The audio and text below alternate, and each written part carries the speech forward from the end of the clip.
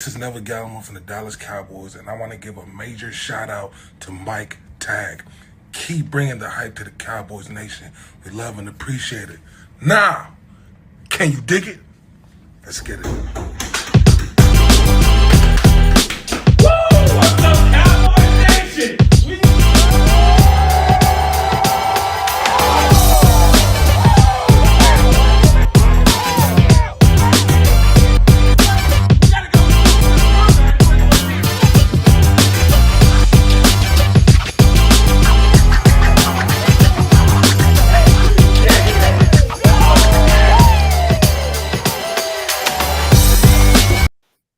What is up? It's your boy Mike Tag here with Kelly K9.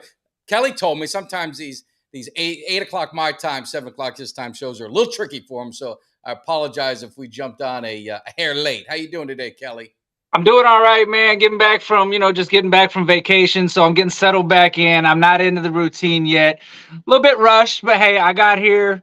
I'm here. I'm ready to do this, ready for a great show.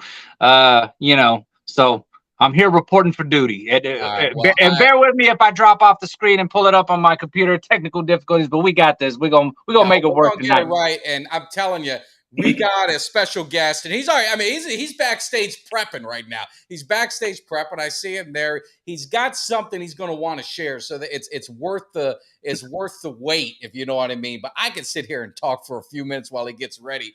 But we've got. I'm talking the hitting machine, Eugene Lockhart, All Pro Dallas Cowboy middle linebacker. Now we're talking about there's only been a few. I think he was a fourth middle linebacker to start on a regular basis for the Cowboys. There's been just a lineage of dominant middle linebackers, and he started.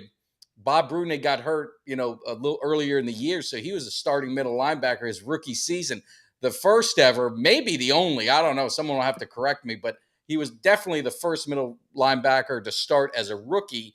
And Yeah, back then, and really a lot today, the middle linebacker is the captain of that defense, it making is. calls and doing all that stuff. So it's gonna be a lot of fun. All pro. He had 222 tackles, Kelly. How the hell do you have that in a season? Mean Gene, the hitting machine, man. I mean, Hey, and rightfully so. The name earned, man. Played in that physical era, and I mean, yeah, it's impressive coming in and starting as a middle linebacker. That's the quarterback of the defense, really. I mean, you got your linebacker and you got your safety back there, but your middle linebacker is kind of who's getting everybody lined up and barking out assignments and.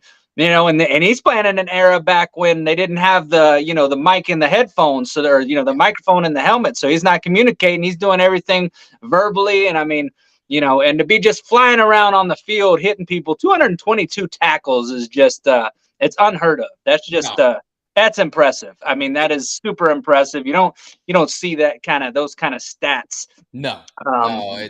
It's and also he's from Crockett, Texas, and I don't know if you know. I don't know if you remember. We got a former guest. Unfortunately, he was a Redskin, but he was a hell of a nice guy, Joe Washington, from the same town. So we got to see. oh, nice. Okay. So we got some connections there, a little bit of Redskin and Cowboy connections there. I see Yeah, Crockett, we got Texas. it. Now we're going to get into the football, and we also, just so you guys know, we might get into some other stuff. There was something called the White House back in the day that there may be some conversation about that. There's also some stuff. I mean, definitely the charity work that he does, but also he's been very passionate about kind of what the NFL is kind of done to some of these former players, and he was sharing some stuff, and I'm gonna let him talk about it, but just our very own Dallas Cowboys and the treatment that some of these former players and guys have paved the way, for the players are today. What they've been through and how they're being treated today. So it looks like my man is he ready, Kelly? Is he ready? Is he ready?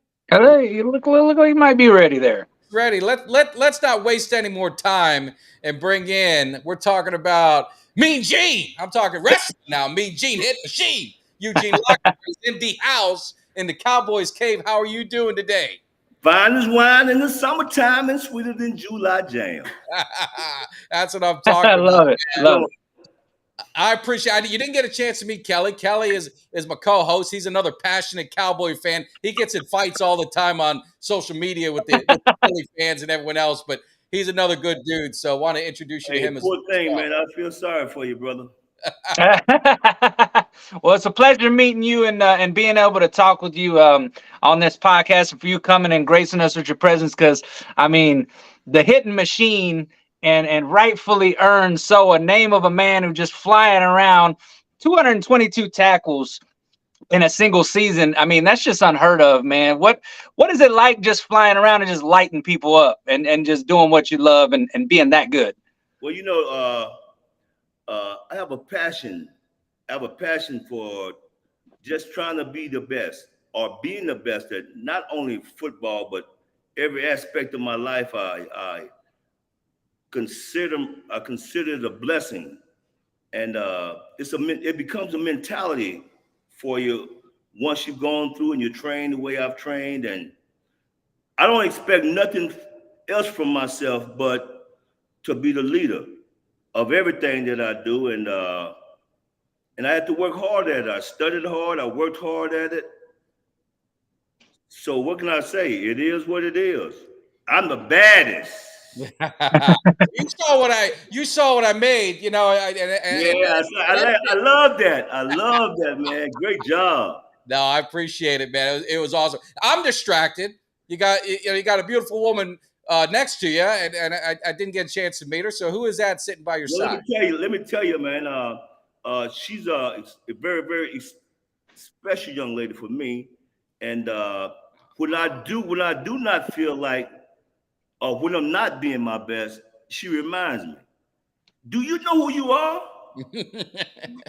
And then I put myself and remember who I am. But this is a special young lady. This is Tamara How are Johnson. you doing? Nice to meet you. Cowboys fan? Of course, Cowboys. Okay. I'm a Texas girl. You don't really have a choice. She have no choice. Otherwise, she wouldn't be sitting here. Not this close. Yeah. But she's a very special young lady. She does a lot of great things in the community. Of course, I do a tremendous amount of charity work, and she's always there. She always lending a helping hand, not only to me, but in her industry, which is real estate. And let her tell you about what she does. No, this is about you, but no, I'm just hanging out with you guys. Texas girl here, but yes, I do sell real estate a little bit. But anyway, this is about you. No, but you know what? I tell you what, some of the hit machine have rubbed off on her because she's being modest right now. But wow. We don't deal in modesty. No. You understand when you're in the cave, we're gonna get hype. We're gonna get this thing going. I need to ask you, Eugene. You're talking about coming in as a rookie. Bob Brunick gets hurt. You're now asked to be the captain of the defense, the middle linebacker. What was your mindset? I mean, as a rookie coming in, you got Too Tall Jones, you got Randy White, you got all these guys all over the place, man. How was that? I'll tell you what, being a rookie, and I was drafted 6th, and so you have guys in front of you. You have Bob Brunick, the Jeff Rohr, and remember, they drafted 3 linebackers before me: Billy Cannon, Steve DiAsi, Ed Martin. So I'm following the 6th. So when I go into training camp, I'm way down on the totem pole. So I say, I asked Coach Landry when he called, when I had the call from him, I said, "Damn, man, what took you so long?" He said, modesty, I said, it doesn't matter where you get drafted. The only thing that matters is what you do when you get here. And then I asked the question, I said, well, how do I make this team? And I'll put it like this. He said, hit every damn thing that moves. But still, I made the team, and then at the first game, linebackers and rookies, we only usually play special teams.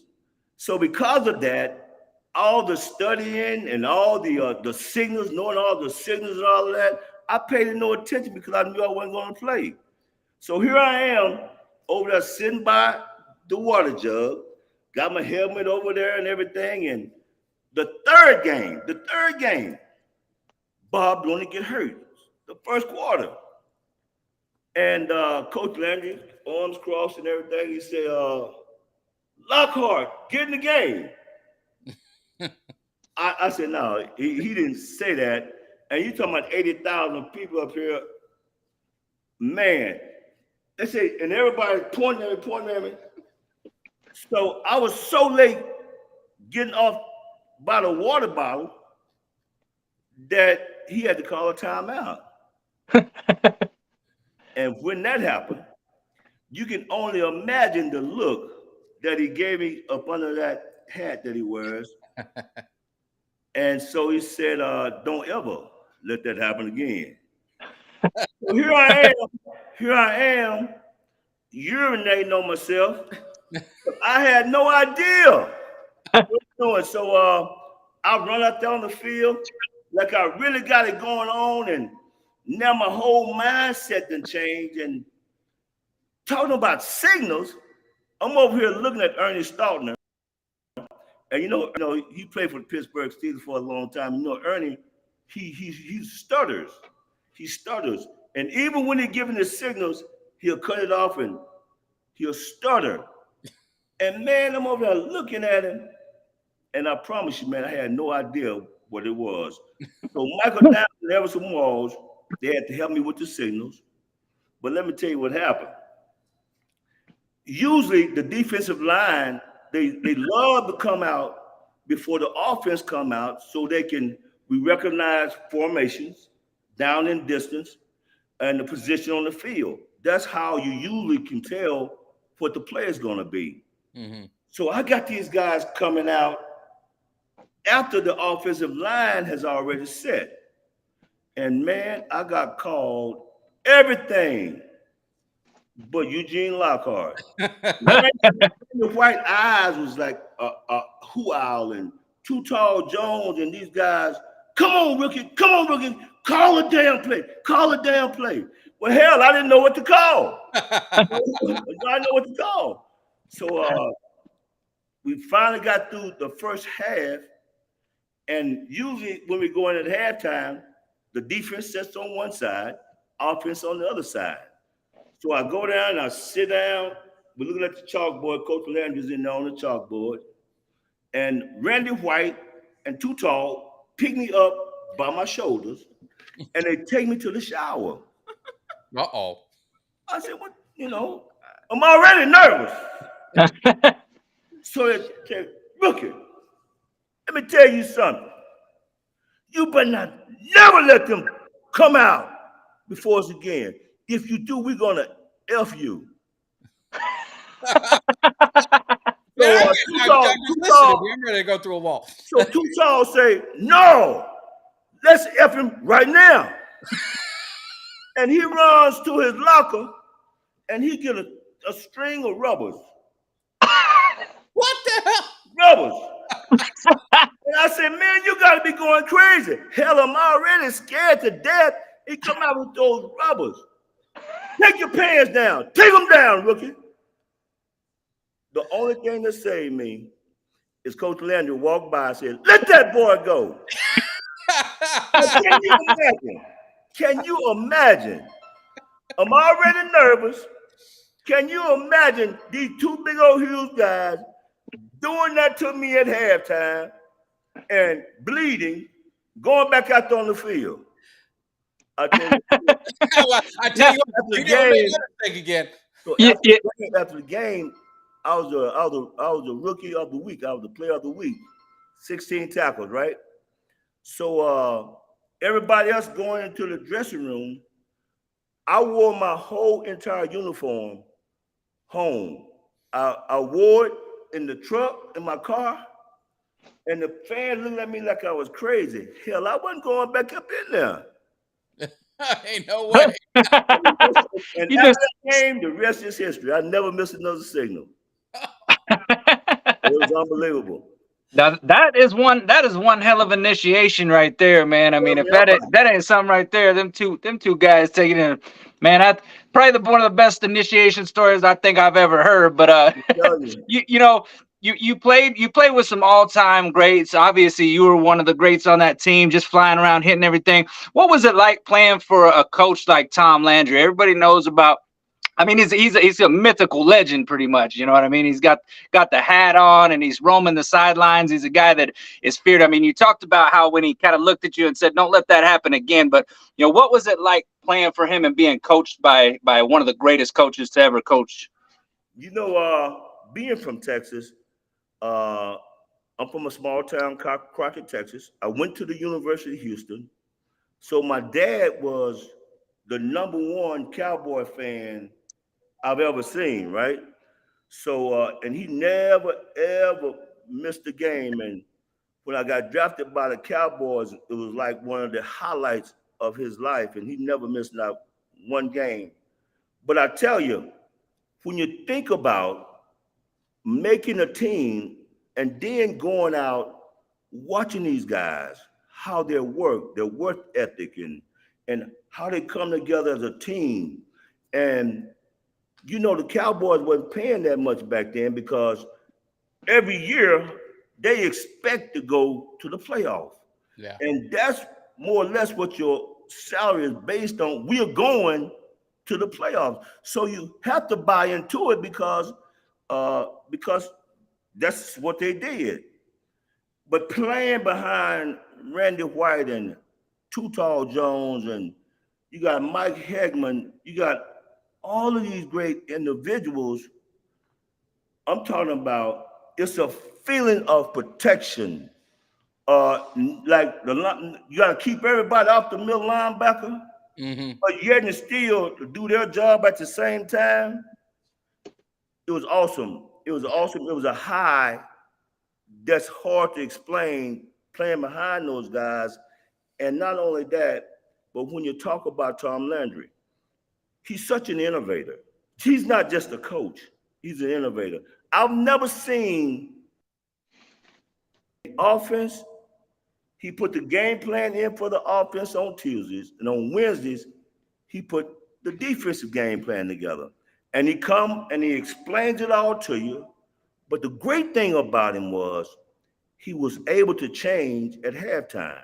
And that's what I figured out. You win at halftime when you're able to make the necessary changes, because you got to remember, those other teams have studied the same way we did. But when you can make a change and understand the change that they've made from the last 3 games, and then put it in a mindset where, bam, he knows exactly what he's going to call down and distance. He was phenomenal. Yeah. That's why you never seen him smile, because he was always thinking down and distance. He was always thinking offense, defense, special teams. And I've never seen another guy, not another coach, who really coached. Some of these Cowboys coaches didn't coach. You know what I'm saying?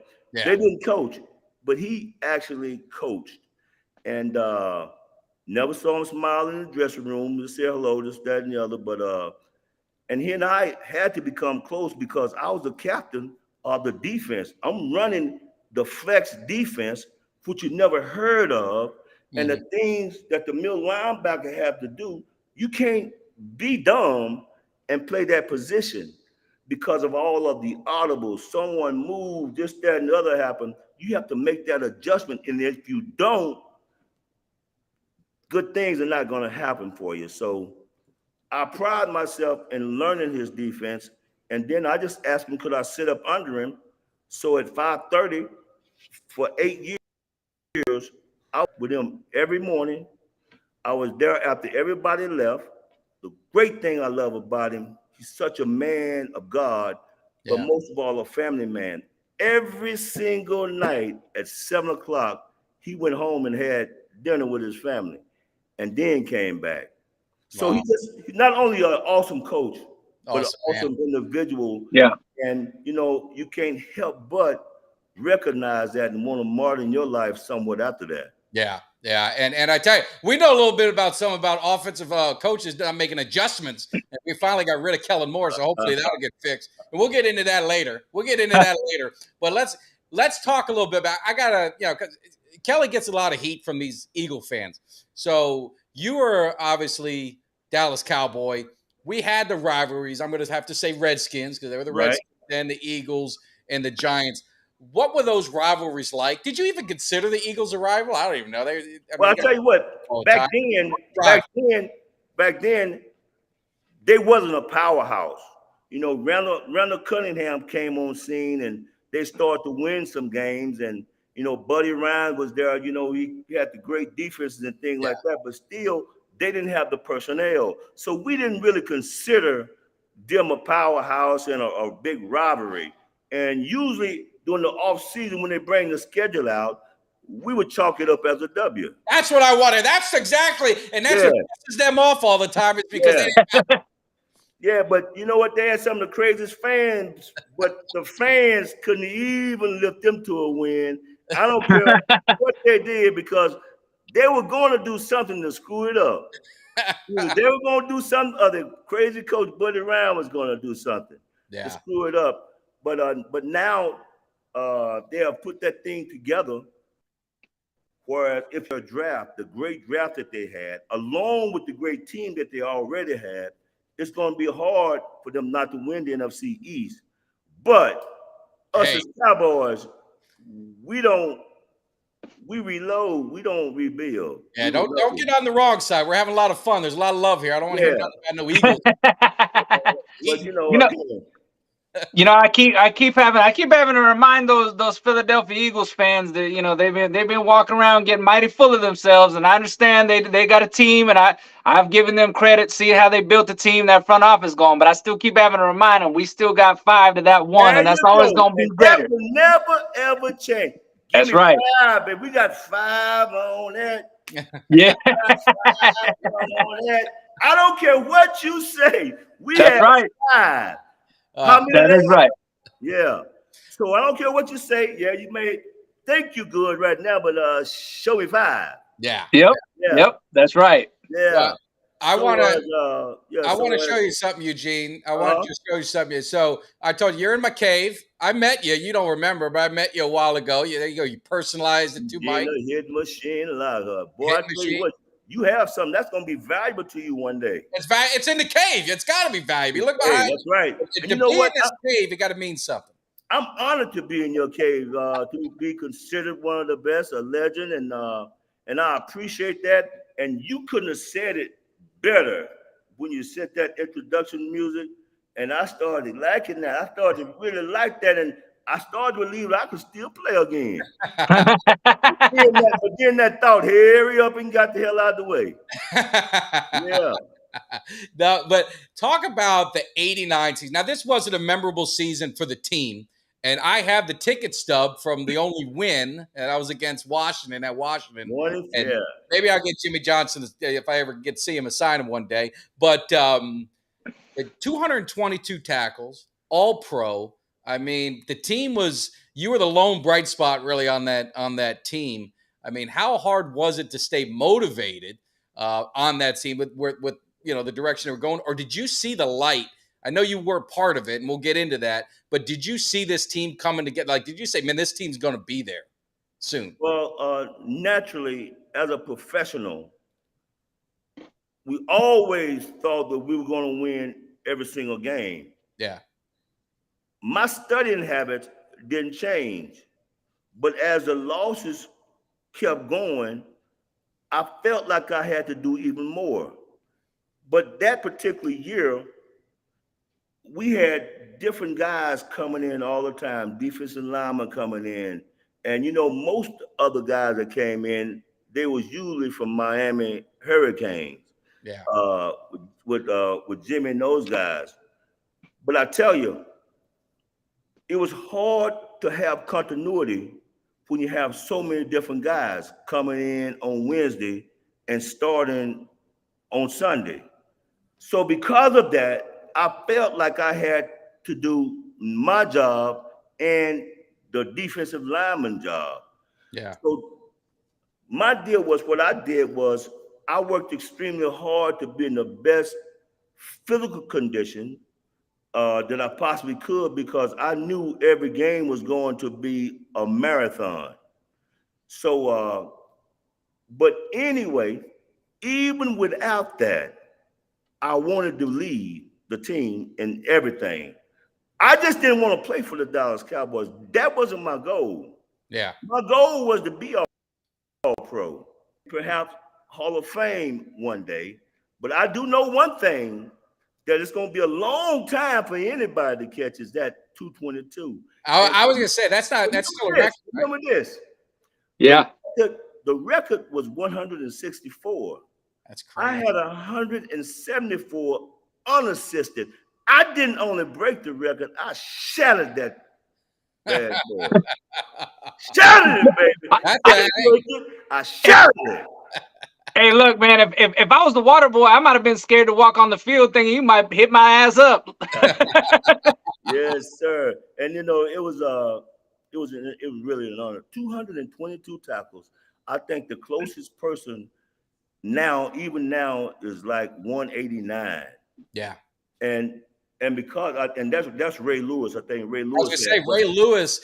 Even he got close, and that still wasn't even that close. I mean, he was exactly right. So with the style of play that they have now, which is more pass oriented because of the show, and back you got to remember back when we played NFC East, everything was run, big man on big man. You had to have the running game.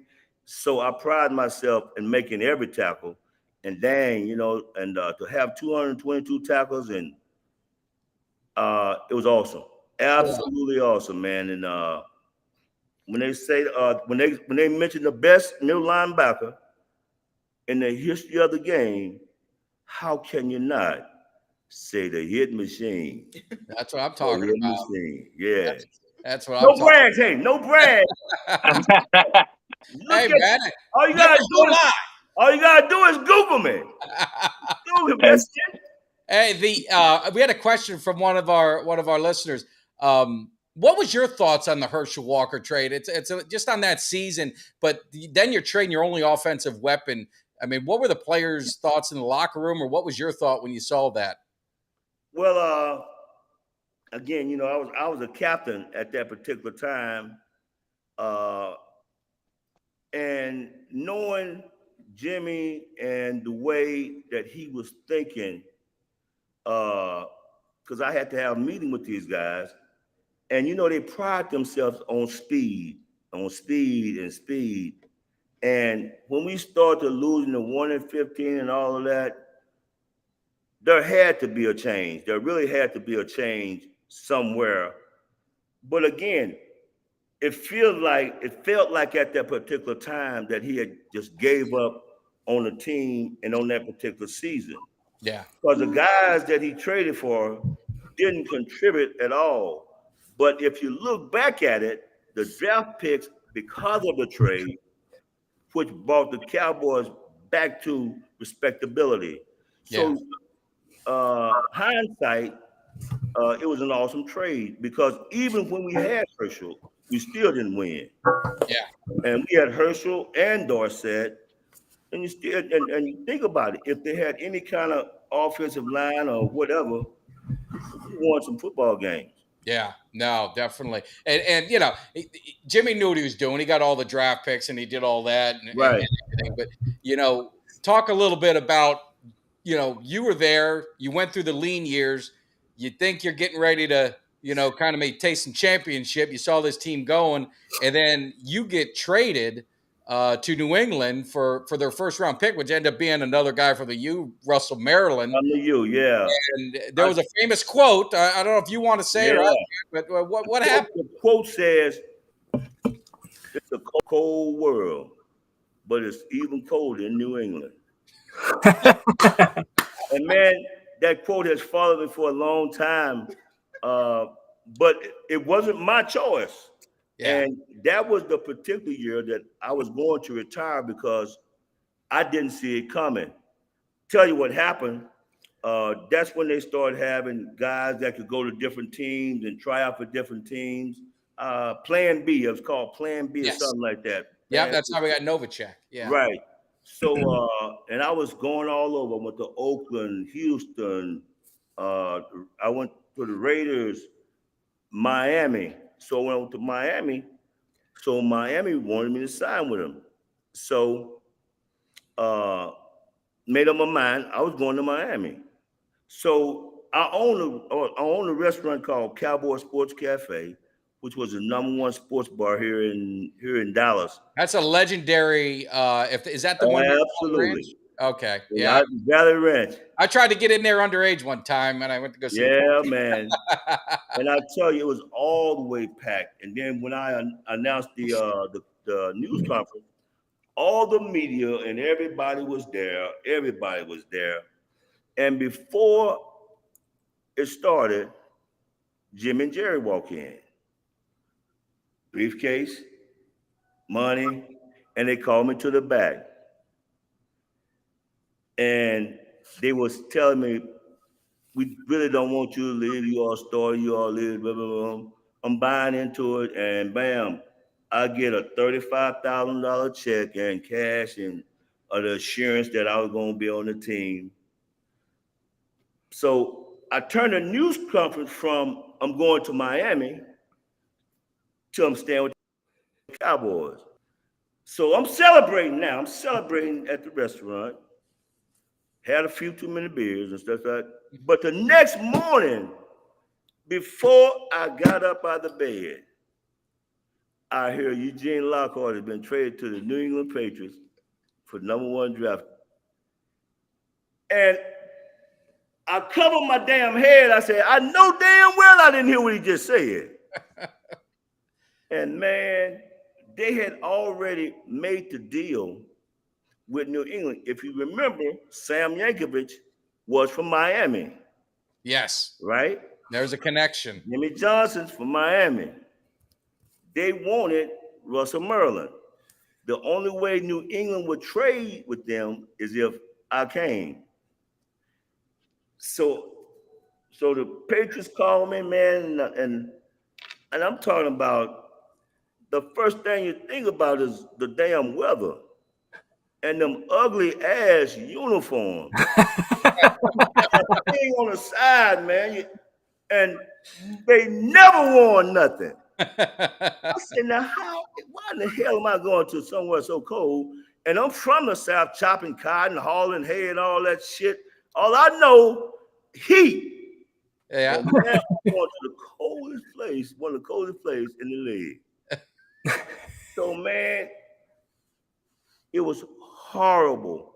And now I get a check from Jerry, but it has his wife's name on it. So, damn it. And the check wasn't no good. Oh, no. The check wasn't no damn good. I couldn't cash the damn check. Hey, it's cold. I'm drunk. And the damn check bounce. So I said, man, and I'm going to tell you the worst thing is they went to the Super Bowl that year. And now I'm sick. So I sued Jerry. We get to court. Jerry sit his lily white ass right next to me. And not only that, he's showing me his ring. Oh, that didn't help. No. But what helped me was before anybody could even talk, the judge told him, you was emphatic, you were so wrong the way you did this, young man. Pay the man his money. Bam. Wow. That's a felony. Yeah, we walk out. And of course, as soon as you get in this limo, he called me, wanted me to come by and offer me less money. I say, okay, I'm on the way. I ain't been there yet. Wow. I ain't been there yet to talk to him. Wow. So he had to pay me that money. And if I ain't never won nothing, I beat his ass in court. Wow. That one time, I got another surprise for him. Well, talking about Jerry, and so you came from the other ownership. So obviously Jerry and them, they were in the '89. You were already established. I mean, what did you see him as an owner of the Cowboys early on? Was he visible? Was he as involved as he is now? Or the story always was Jimmy kind of ran it and he was to the side? No, that off season when they first came in after they fired Tom Landry, I was in Arizona getting ready to play golf at Jim McMahon's golf tournament, and the news break that Tom Landry had been fired. Everybody's coming up to it, but I had to remember one thing. I'm still the captain of the team, so I had to limit the things that I said. But the way that it was done was classless. Yeah. To fire him on the 18th hole or the 9th hole or something like that on his golf deal, to fire him like that, and not only that, go to his favorite restaurant after you fire him. I just believe it was classless. Yeah. It was classless because if someone who has given 29, 30 years of their life, who was the Dallas, he was the Dallas Cowboys, the class that the Cowboys, we had to dress a certain way. Everything that we did was business. We had to wear suits on the plane. We was going to a business meeting. And not only were we was going to come out of the business meeting with something, and that was a win. And that's the way we carried ourselves. We had to walk a fine line, when you played for Coach Landry. You had to have a respect of not only yourself and not only of them, but of the entire community. We had to be disciplined, not sometime, all the time.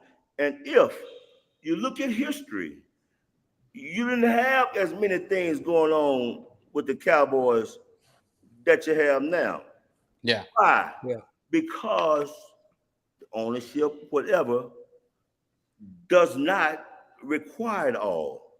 They'll talk it, but look at it. Happened to the Cowboys. They don't win not only on the football field, but the community as well. Yeah, you're successful, Jerry, in all your dealings that you do, in all your businesses that you own. Sometimes you have to really wonder, do you really want to win? Yeah. Do you really want to win? Because if you really want to win, you'd understand that you're not a GM. Yeah. When have you ever played some real football?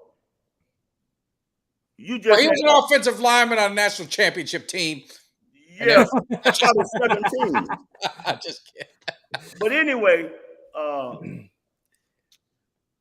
I think the way the game has transitioned, the way the Dallas Cowboys organization has evolved, it was a team that welcomed all of the fans. We had the best fans, and the fans had a great time, and we worked hard together to make sure we gave the fans and everything that they deserve.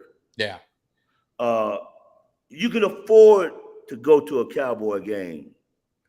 You could at Texas Stadium, you could bring your own cooler in, and it wasn't about money. It wasn't about all of that, right? That's not. I mean, I don't want to. But he wanted you to appreciate the game. Yeah. But it's NFL. Now it's corporate. Never corporate. Yeah.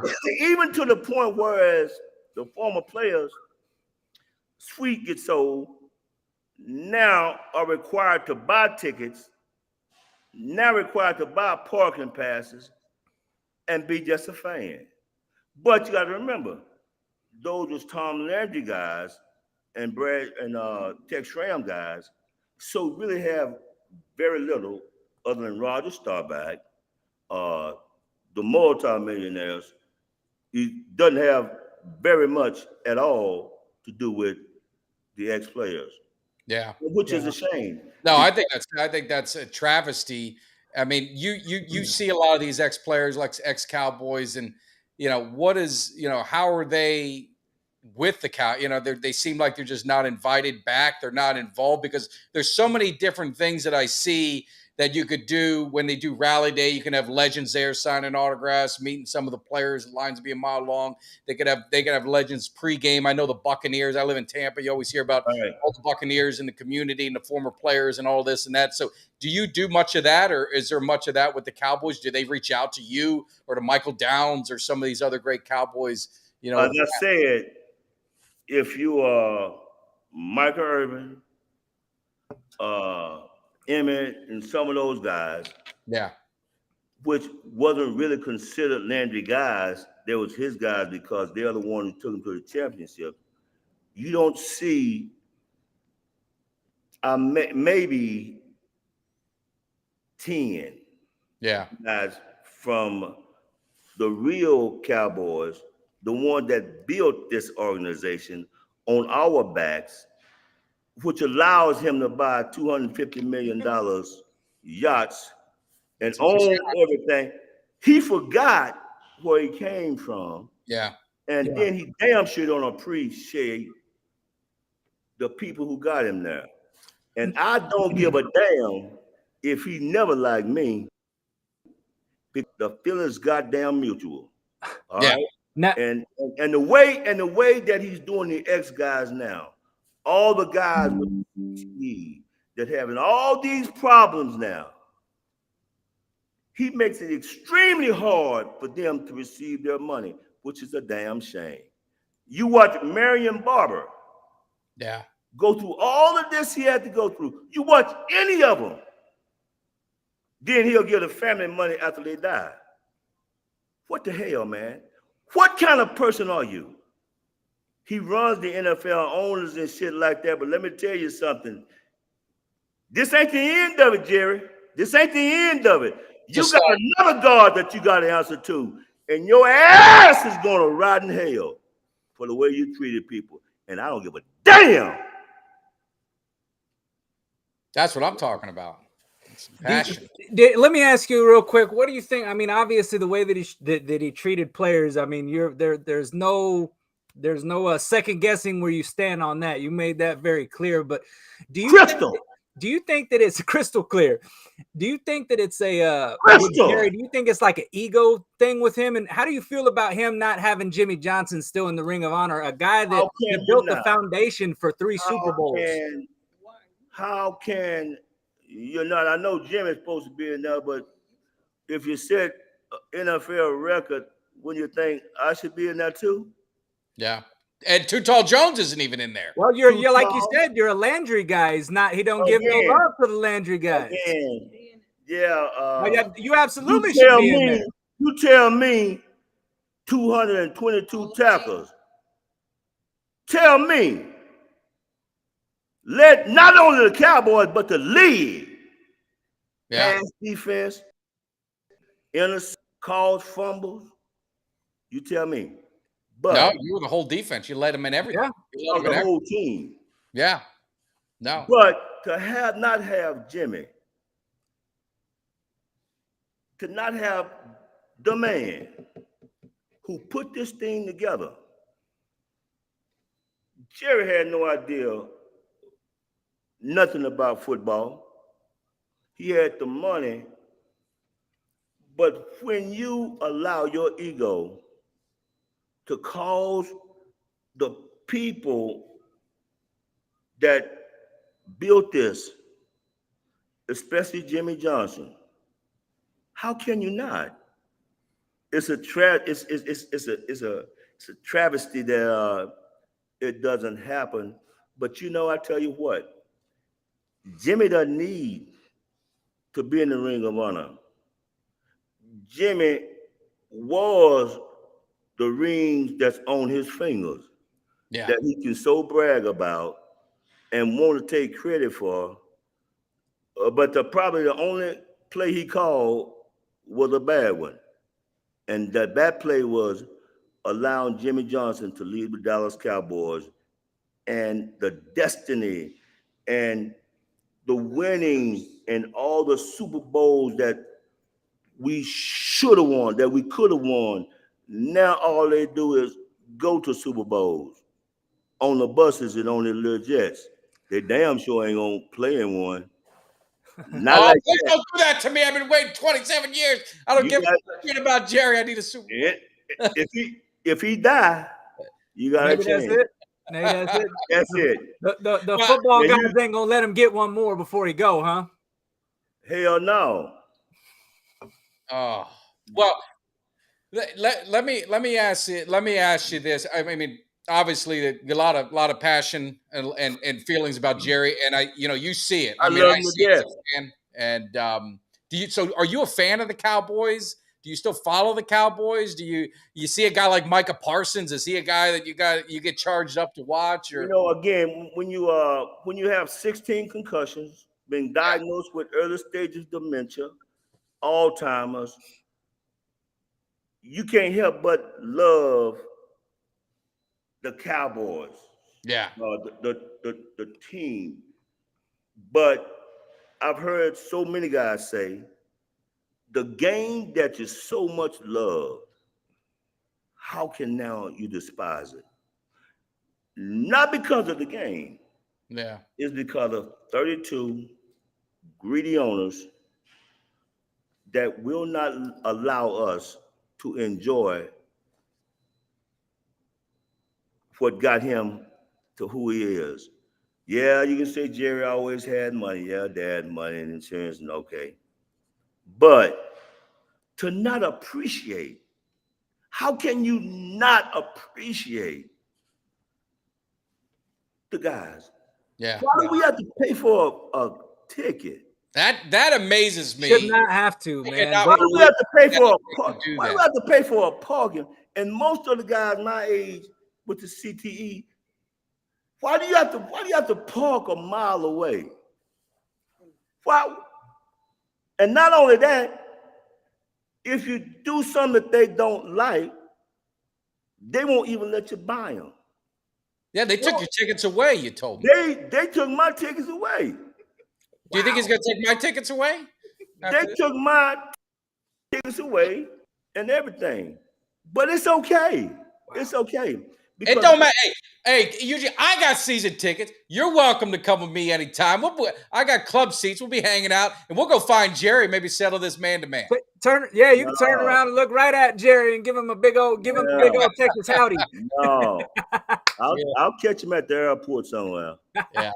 And let him know how much I appreciate it. No, but that's you got a good point, man. I mean, the way that the NFL is structured, the way these owners they got that money. I mean, that billion dollar mansion that Jerry's got as a football stadium has been built off the backs of this old school Cowboys players like yourselves and like the Randy Whites and the Tom Landrys, the guys that built that Jerry just does not seem to have a lot of appreciation for. And it's honestly, it's pretty sad to see that, man. It really is sad. And you got to remember, the Cowboys wasn't Jerry's first choice.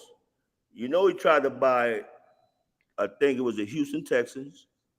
They turned him down. I think it was another team that turned him down. But at the time, I guess Bon Bright was in perhaps some type of financial situation, and that's how Jerry got the team with the other investors. But as soon as he got his money, he did the other owners just like he did the ex-players. Got rid of their ass. Yeah. Yeah. I sometimes wonder, would he do that to his own family if they didn't do what he told them to? But again, there's so much controversy around Jerry and women and all of these different. And again, it's a damn shame that to not appreciate. See, I appreciate my mom and my dad. Yeah. I love them because of the man that they have made me. And I understand the drive that I have, the love, the tenacity that I have. It didn't come from them. It didn't come from them. I was taught to always be the best at not just one thing, but everything that I did. I was always told you have to work harder than your opponent. In my mind, there ain't nothing that I can't do. It's a mentality now. Look at here. Mentality. The best looking beautiful woman. Look, huh? That's what I'm talking about. I'm Hey, talking about mentality, my man. yes, sir. Winning at all costs. Now, when I step out with her, yeah, I want somebody looking. Yeah. Yeah. Well, they're looking. Hey, I had 222, but this is 223. Now, Nate, now, Gene, you got a way with words, man, and I love how you put things into perspective and how you word everything. So you got a way with words. Let me ask you a question. Did you have a way with words on the field? Were you a trash talker when you was lighting people up? What the word? What you what? He didn't see the video that when you were Man, dancing with the guy if you hit him. you better show him that video, man. I just want to know what the trash talk was like, though. I mean, how good Oh was my your God. trash talk game? The first play of the game, when I was on defense, I used to get on my knees and spit on the center's hand on the ball because I wanted to take him out of his study that he had done on me all week and make him want to concentrate on trying to get me back. But the only thing that he couldn't do, he couldn't move. I could move and I control the defense.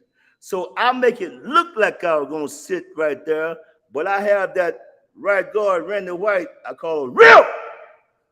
Randy come inside and tear his ass up. We switch responsibility. Yeah. And then what I used to do is run up to him at halftime. We're walking in the tunnel, and I put my arms around him. I said, damn, how I feel to get your ass kicked on national TV, especially at Thanksgiving. And then, man, they would run after me, man. Now I'm in their head. Now they want to get me back. Now 222 tackles. Look at you at the end of the year, and your ass was part of it. Huh? Hello? I That's love real. it, man. Just adding names to the list. I love it, man. Yeah. I love it. No. Well, what else? I know you've always done a lot of. Let's talk some positive stuff. So a little bit because I know Jerry, but some of your charity work. I mean, I know you do a big Thanksgiving, you do a turkey drive, and you still do that in your hometown. Absolutely. Not only my hometown. I started out, I think, with like 250 turkeys, and this is now my 26th year. Last year we did 10,300 turkeys, and we go from San Antonio all the way to East Texas. Not only just Thanksgiving, but throughout the week, throughout the month, and for the kids, we do the backpacks and school supplies. And as it starts to get cold, we do caps, gloves, blankets, whatever we can. But not only that, I go out and I minister to them as well, and to give them faith and to let them know it doesn't always look like the Cowboys' winning record in the last few years. You can make it. Yeah. I want you to believe in something else. Wow. And last couple of years, we'll build a house, give away cars, whatever else we can. And I tell you what, it's not because of me. It's because of the great sponsors like the Walmart and different people that we have. Dr. East, Dr. East, sponsors that I've been with for some 26 years. And I tell you what, you can't do this by yourself. And I'm just proud to say this young lady here has been tremendous as far as the organizers and being there and putting it together, because I do have a tendency to forget things with over 1,500 tackles. I have a tendency to forget things, but one thing I don't forget that she's my right hand. I don't forget. Yeah. So not only does she work extremely hard at what she does, and she works extremely hard at providing her help for everybody else. And I feel so much better. And you think that you're blessing people, they really are blessing you. Yeah. So when you go out and see those smiles, and if you heard a lot of things that I hear, it just brings joy to my heart. And by the way, since I'm on your show, if you ever feel like giving back, call Eugene or Hit Machine Lockhart at 214-536-5654. I don't know if yeah, you want to give your number out? Again, 214-536-5654. You're a man of the people. That's number one. I mean, we've That established is that. exactly right. Where else can you go to get that number? I would have done that, but I know, what but I would say is, look, I want to hear from them. okay. I want to hear. Most of the Cowboy fans going to call me and tell me how sorry I was, but I'm going to tell them to look at their team. Yeah. No one would do that. I don't think Cowboys fans would do that, man. But even if they hate me and talk about me, still send a donation because somebody needs to be fed and somebody need a ride and somebody need coat cap, gloves, and blankets. And if you don't send it, I'll be visiting your neighborhood. Yeah. Well, hey, you let me know too. You guys, if you do any charity stuff, if you do any auctions, you know, I've got tickets. So you know, just let me know. I'd be happy to donate. Man, that's awesome. The better price, you know, some of these Cowboy fans, the better price might be sitting alongside me going to the game, but I'd be happy to donate both tickets. Well, we sure appreciate that. And again, and the thing about us is we don't have a staff that we have to pay. Yeah. All of the money goes to the people. And that's what we pride ourselves the most on. I'm not on Facebook and I'm not doing it for show. I'm doing it because I love them. Yeah. And somebody needs to let people know that they really care. And most of all, to let them build their hope and their faith and let them feel like they can come back. Let them feel like, hey, I'm not alone. It may look like it, but you're not alone. Because if you ever feel like you're going alone, that's a bad place to be. No. But when someone show up and tell you that they love you in spite of, it makes a big difference. Yeah. No, I agree. And I'm a rap fan. I grew up, you know, gangster rap is my forte. Yeah. And Ice Cube, you know, this is something Jerry needs to understand. And I follow this. Ice Cube said, and be true to the game is give something back to the place where you made it from. And I know you do that. I think it's very important. And I wish maybe some of these other, you know, the other people would do that. So do you keep in touch with some of your old teammates, or you guys do a lot of stuff together? Oh, yes, I do. A lot of the guys, you know, I go and visit with them. And because there are so many opportunities that's provided through the NFLPA, that the tragedy is the guys my age or older, they just don't know about all the things that's available. Because again, when you're dealing with excruciating pain 24 hours, 24/7 a day, the only thing that you think about is how in the world can I alleviate some of this pain? Yeah. That's what they're concentrating on. We don't have the president, we don't have the league guys that's collecting the checks to make it so aware, so apparent, whereas they can have a staff in each city that all they do is go out and let these guys know what's available. Yeah. So now I pride myself in going to visit them and show them some of the things that's available to them that could help them live somewhat of a normal life, which is highly important. And when you see some of them, it will bring tears to your eyes, but being the giants that we once were, you don't tear that down, you build it up. And through all of that, through all of God's grace and God's mercy, if you can touch one and allow him to see what can be done, it will be absolutely awesome, man. Awesome. And and this didn't really come from me, it came from her. Because she's seen so many guys, she's seen so many guys suffer, and she's seen so many guys go through different things. And she gave me the idea of doing that because it's not being done. But I tell you what also would help. You know the money that we won through the NFL concussion lawsuit. Yeah. Yeah. They make it so hard to get it. They do everything in their power, even probably pay the judge. We already know for sure that they paid our attorney to make it difficult. But I believe if every former player would just go to every game and strike, because the public believe that the NFL is taking care of us as guys. Naturally, everywhere you go, you're known, and they feel like they're taking care of. They are making it perhaps worse, making it difficult to allow these guys to receive the money that we already won, and they do everything in their power to not give it to us. Yeah. But I tell you what, you can't take all the money with you, Jerry, and all your friends.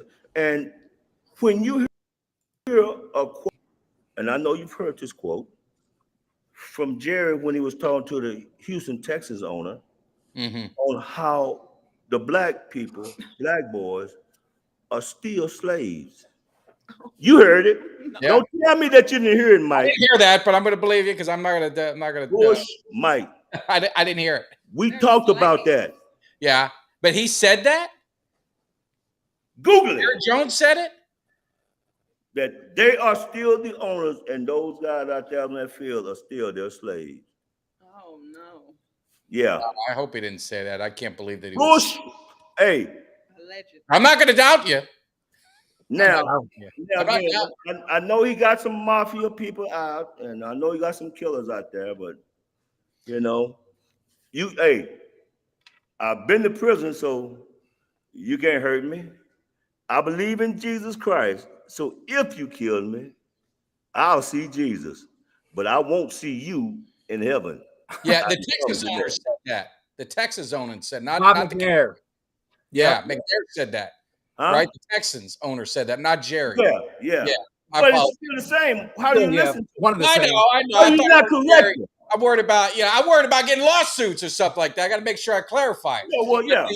And that's what I meant. Yes. I didn't say Jerry said it. I said no, he did. He did. Yeah. Am I true? Am I right? Yes, you No, are. 1,000%. How could you not correct? I wish your ass would call me a nigga and a slave. I'll find your ass. Oh, him? Either one of y'all.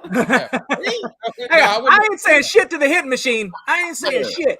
Only thing I'm gonna do is reach across the table and shake your hand, man. That's it. Yeah, no. It seriously.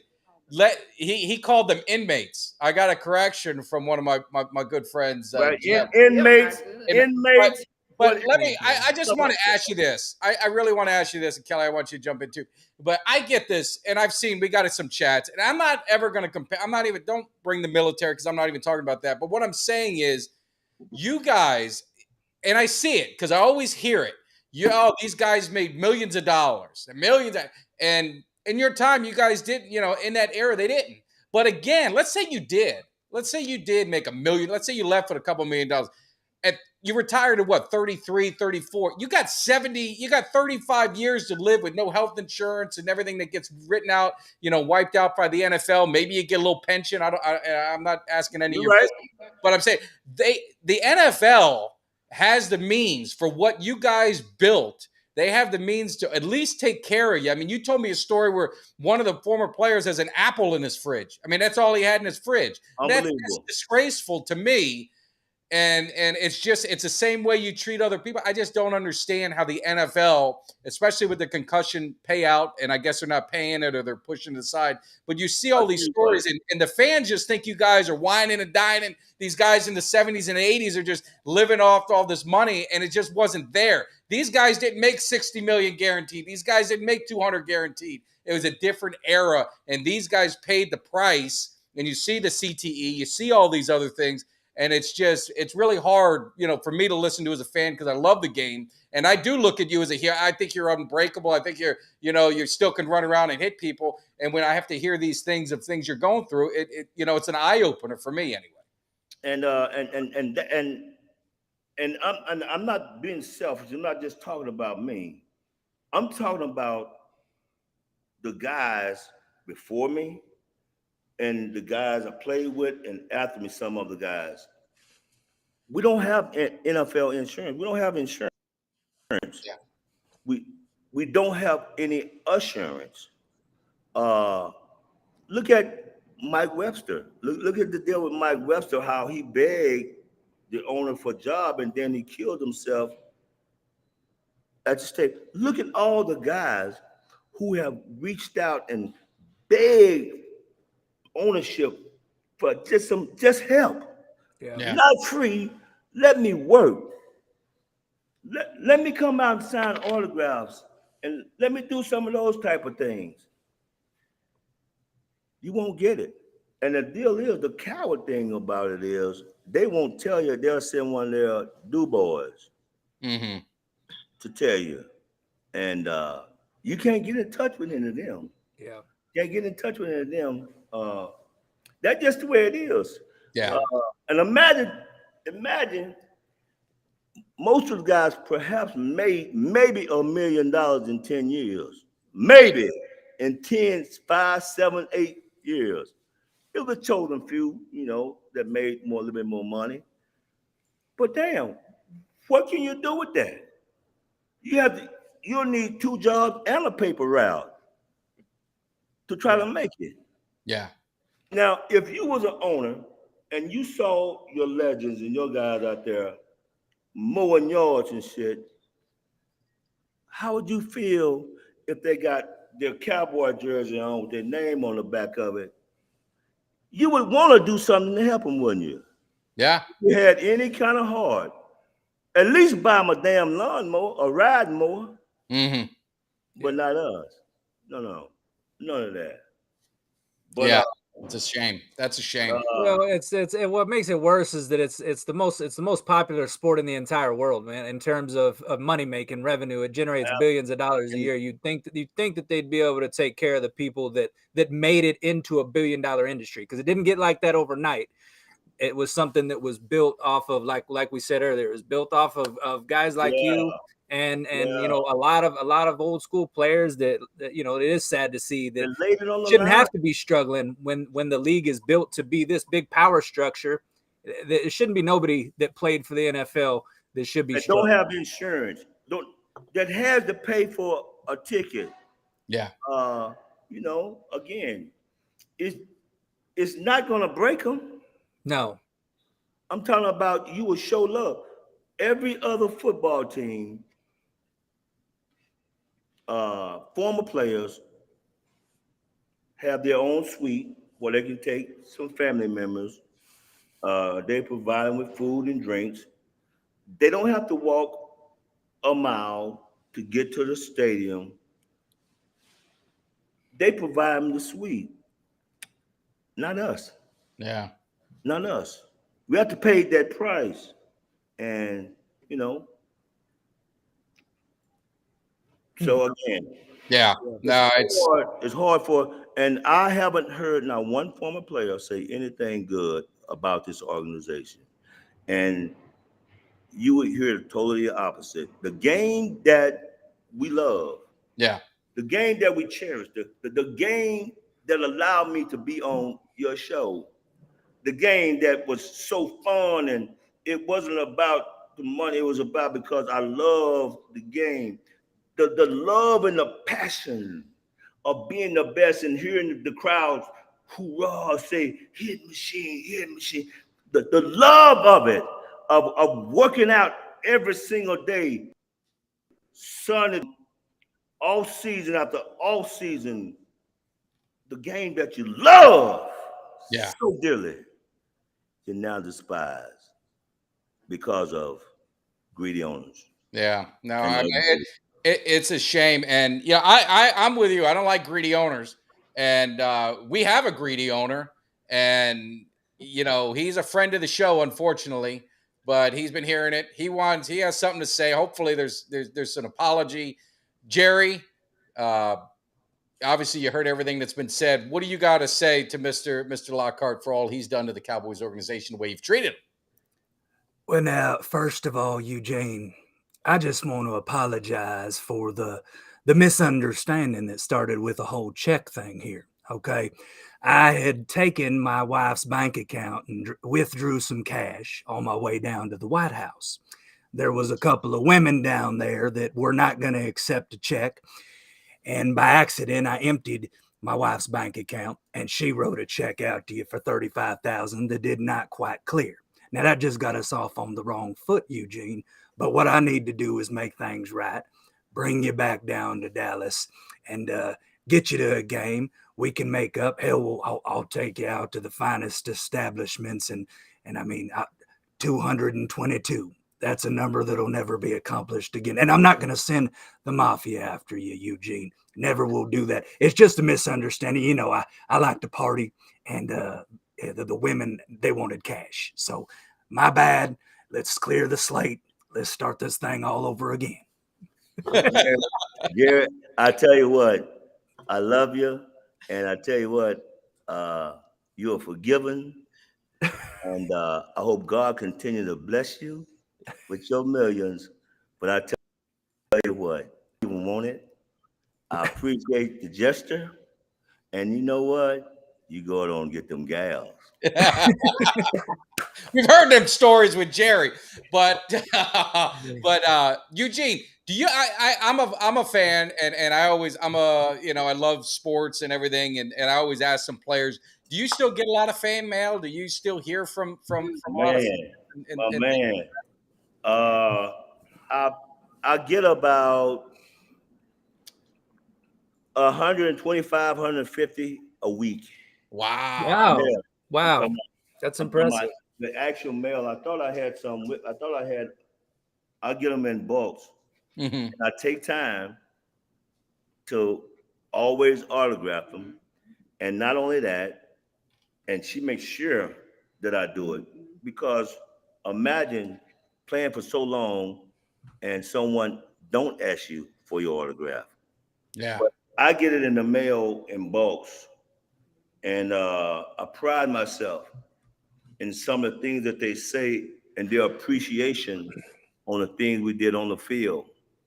So now by signing this is my field to let them know, as they were saying hoorah for me, I'm giving the hoorah back to them by letting them know that I care. Yeah, that's awesome.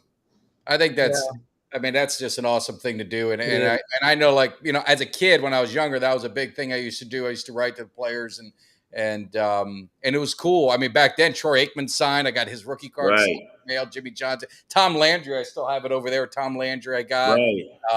Probably sent to you when I was a kid too. I'm sure. Hopefully you signed it. But if you didn't, cut everything I say on this show and everything back. No, it's good. Yeah. I think it's an honor. It's an honor to do that, and I love doing it. And man, I tell you what, just to know that someone still cares. Now you have to be careful too about these cards, because there'll be a lot of card collectors. Sellers. And next time you see them, you'll see them being sold. Yes. So you have to be careful.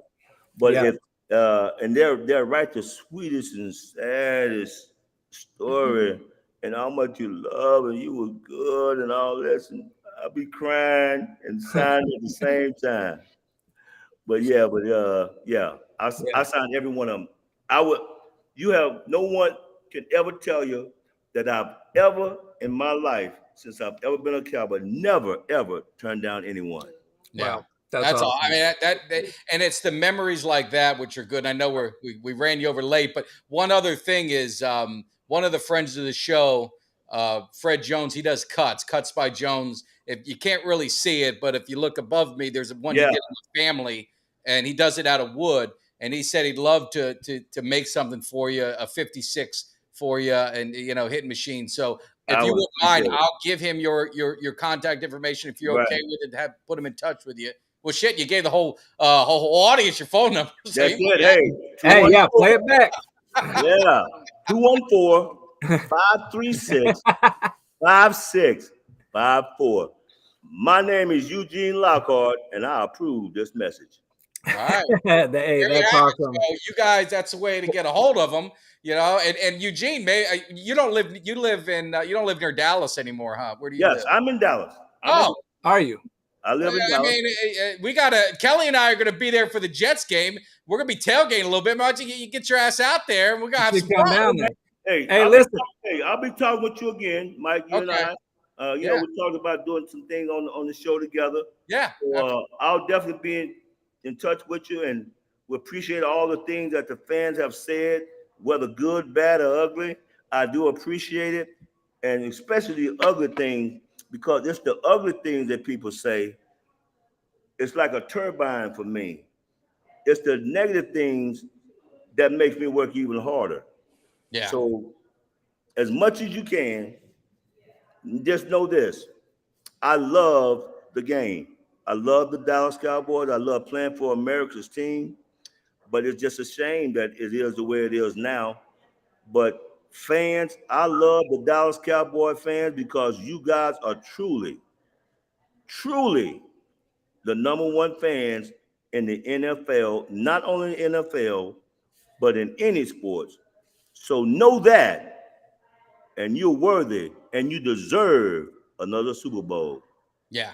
Yeah. No, Thank you. absolutely. Well, we Hey, appreciate it, man. yeah. And that's why I say I'll be honest, I like Kelly answered too, is I'm a fan of the team. I love the players.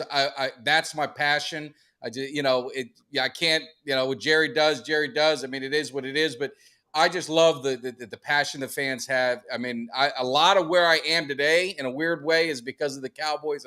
I've talked about, so I've got a passion, and it's guys like you that built it. And I mean, Tony Dorsett was my favorite player growing up. Right. I was Really 33 good and all friend. that. So those are the type of things that were, that made me such a huge fans guy like you. So I appreciate it. But Kelly, you could chime in. No, absolutely, man. It was an absolute pleasure, and I know that whether the NFL or the owners, Jerry, whoever, may not give that appreciation that you deserve, but I can guarantee you that us fans do, because I would just a beautiful house. It ain't shit without a foundation, man. And you guys were a part of that foundation, and it's truly an honor to talk to a guy like you, to hear the stories, to see the good you're still doing for the community, and to not let the negative things have worn you down, broke your spirit, broke who you are. You're still the same person that you've always been. It's just great to hear that. It's great to talk to you and to be able to be blessed to speak with a legend like yourself, man. And I know I speak for all Cowboys fans that I say, you ever make it down into Dallas to come to a tailgate, to come hang out, man, you would be the guest of honor. And I promise you would be the number one guy there. Everybody would love to see it, man. It'd be awesome. So thank you for coming on the show. Right. And also, I'd like to thank Summer for being a part of it. And I thank her for her enthusiasm. And I thank her for budging on me every once in a while when I was getting a little too excited. But I tell you, and I do appreciate all you guys. Thank you, Tamara, for being here. No, thank you, yeah, Tamara. Thanks for joining in as well. Right. And we appreciate you guys. All right. We'll talk to you soon, Eugene. Give me a call. I'll be in touch. All right. I'll see you guys. Thank you. Take care. All right. Wow. That was awesome. That was really good, man. I mean, did I live up to what I said or what? Yeah, what's up, Cowboys? What's up, Cowboys Nation? What you guys felt like with that interview right there? Was that not one of the best interviews that Tag and K9 have brought you guys? I mean, the stories that you get there. You got Randy White and Ed 2000 Jones pulling them in the locker room, talking about they gonna fuck him. I mean, come on, man. Where do you get shit like that? You don't hear nothing else like that. You ain't gonna go nowhere else and get an interview like that, man. That's Eugene the hitting machine, baby. I mean, the thing is what I try to tell you. When you get these, and Jimmy and I talked about it Monday, and I begged everyone to listen. I said, and there was more. This isn't the last that we that you've heard of Eugene Lockhart. We're going to get into it at another time, but it was just amazing. And I just want to be for the record. I've never blocked. I won't do any of that, but I muted a couple, and the only reason I do that, when we have a guest on, I'm going to give him the respect. And if you don't agree with what he has to say, if you don't like the way it's going, don't say nothing at all. But, we get these players in here.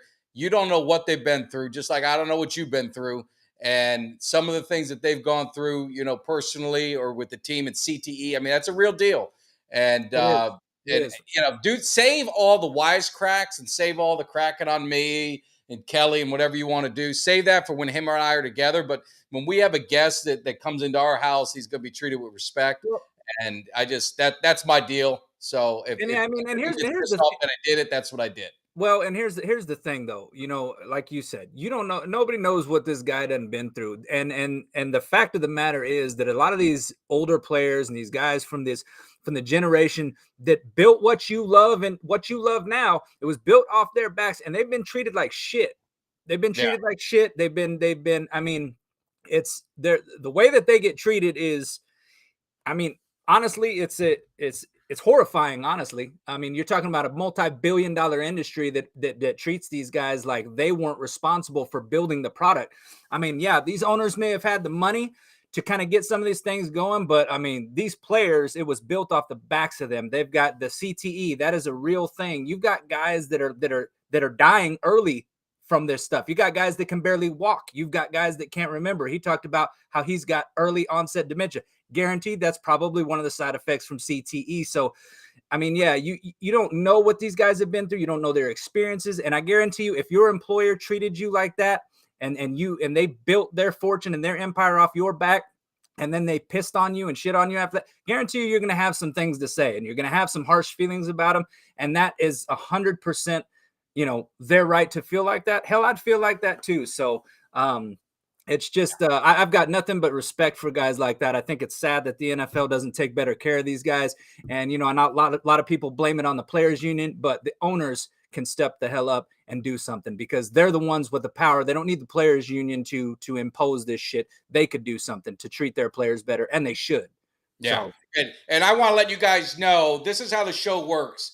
We have no script. I mean, Kelly and I we didn't even talk today. I didn't write any. He got here got on a minute before the show started because he had some stuff. So him and I don't communicate on what we're going to say. So I will say I'm going to get a little behind the scenes. All that was going through my head. He had a lot of passion about Jerry Jones, and all I'm thinking is Kelly and I did talk last week. He said, "Man, we'll do Jerry. It'll be fun." And as the show's going, I'm thinking, man, I don't know how it's going to go. And my heart was thundering. I'm like, this guy's going to come to the screen and fucking wipe me out. So I texted, if you saw me kind of look away, I was texting Kelly and I'm like, hey man, do you want me to you want to do Jerry? You want me to lead it in? And he's like, I'm down. So it ended up being a great, he forgave Jerry. All's forgiven. Yeah. All's forgiven. And but it's just one of those funny things is when you get into it, it's like, man, I was like, I don't. You know what was funny was his face when I started talking to Jerry, and even his wife or his girlfriend, even she kind of leaned forward like, what in the hell?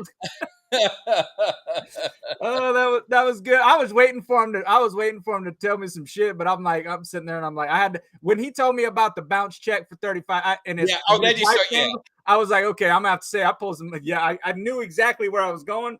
I'm like, fuck it, let's do it. The ultimate thing we were going to do, and I don't know how this would have went, so probably a good thing it didn't. I was going to try and figure out a way, because I could take calls from here, so I was going to figure out a way to be, Kelly had a little disconnect, and he's going to call as Jerry, and I'm just going to say I have Jerry on the phone. I don't know if that would have went well. I don't know if that would. So I don't know if it would have went well with him, just because of the fact that I think he might have gone a little bit postal if he thought that was actually Jerry. I think the fact that he saw it was me, he was like, but you know what? We absolutely got to work that in with a guest one of these times where we. We're gonna. Yeah. Yes, absolutely. We got to do that because that would be great. We're going to do it. Gold. And Steven, it wasn't. I want to be very. It wasn't Steven. It wasn't you asking for the autograph. I just didn't want to put it on there, but he gave his phone number, and if you really want it, I just got to figure out how to get your info, and I could text you his address. He signs in the mail. He said he would, so you shouldn't have any issues getting his autograph. Text the man, ask him for his address. I can't believe he gave. I couldn't believe he gave it out over the I tried to stop him. I tried to talk over it in the beginning, and Tamara tried to stop him as well. But he just seems like just a guy. The people. I mean, he loves his career. He's very proud of his career, which he should be. Yeah. And and it just he's about as real as he can get.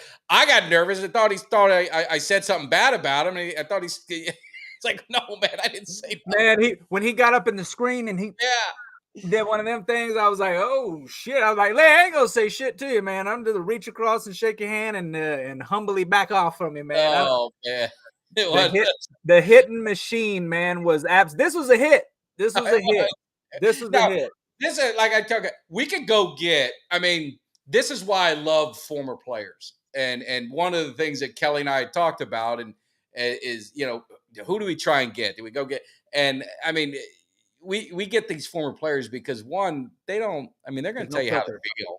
And they'll share the stories. They're not kind of worried about their next paycheck from the NFL. So, I mean, he was very open about some stuff. And again, that's what he said. I have no evidence of anything that he said. I don't know if it's true.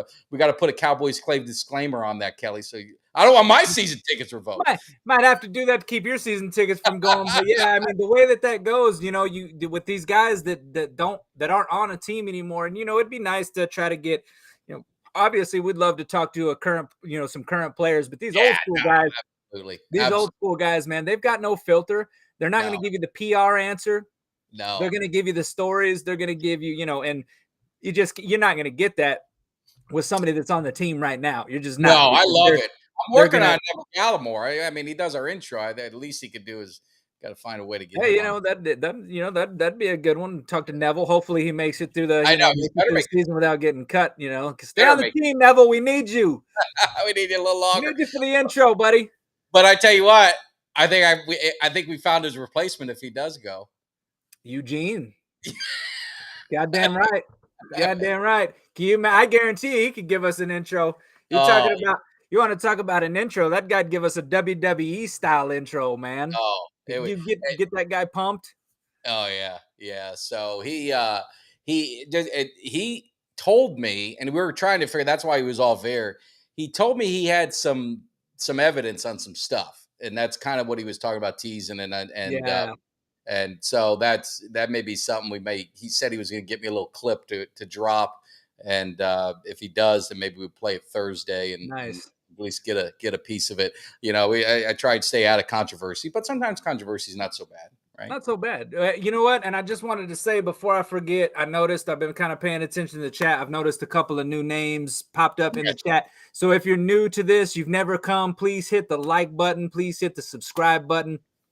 We love bringing these kind of interviews to you guys, but obviously the more traction this gets, the more that this gets shared, the more it gets liked, the more subscriptions, the bigger this can get.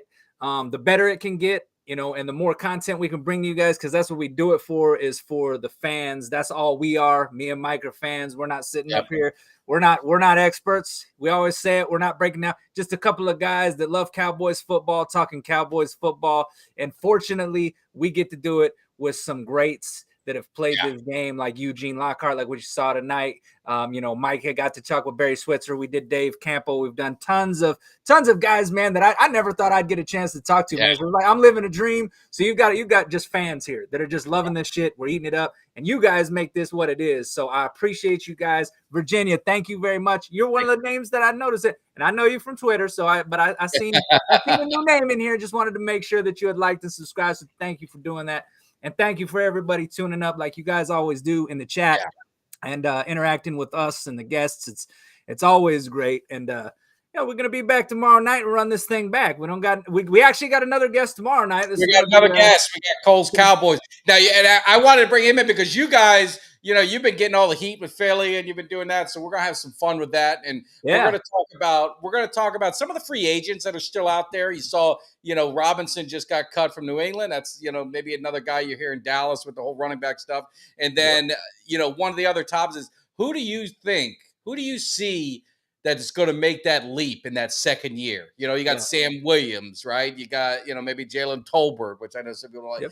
We got Clark, the linebacker. So Tyler Smith. I mean, he had a solid season. But do you see? And when I mean leap, I'm talking about Pro Bowl impact, that next level guys. So we want to talk to you guys about that. And I'm glad, Kelly, you gotta help me because I'm terrible at always saying subscribe, like, share. I gotta get it in my brain to do it more. And really, I get so busy trying to control the chat and all of this. And thank you, again from me too.